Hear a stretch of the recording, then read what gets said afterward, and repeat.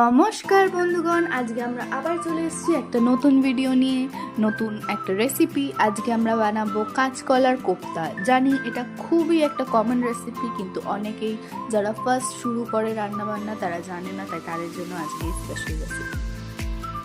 কাঁচকলার কোপ্তা বানানোর জন্য আমরা সবার আগে আলু আর কাঁচকলা সিদ্ধ করে তাতে স্বাদ মতো নুন, 2 চামচ গুঁড়ো ধনে গুঁড়ো, জিরে গুঁড়ো আর গরম মশলা গুঁড়ো দিয়ে তাতে 2 চামচ বেসন আর আদা রসুন বাটা দিয়ে ভালো করে মিশিয়ে নেব। তারপর হাত দিয়ে ভালো করে চটকে মেখে এটাকে গোল আকার দেব।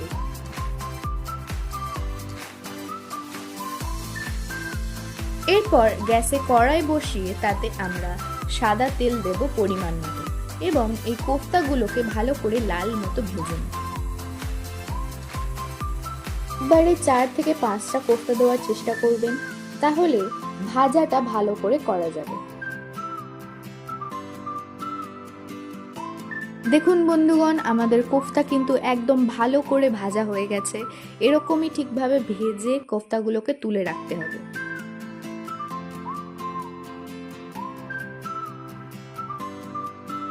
এবার আবার আমরা কড়াইতে সাদা তেল নিয়ে তাতে গোটা গরম মশলা, তেজপাতা, গোটা জিরে, টমেটো, রসুন বাটা, আদা বাটা, হলুদ, স্বাদ মতো নুন আর গরম মশলা গুঁড়ো, জিরে গুঁড়ো দিয়ে ভালো করে মশলাকে কষিয়ে নেব।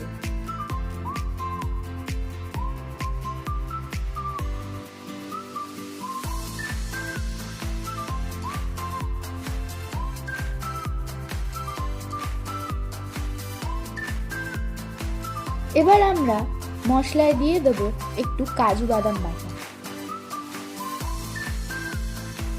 এবার আমরা এই মশলায় দিয়ে দেবো কয়েকটা চেরা কাঁচা লঙ্কা, আপনারা চাইলে গোটা কাঁচা লঙ্কাও দিতে পারেন।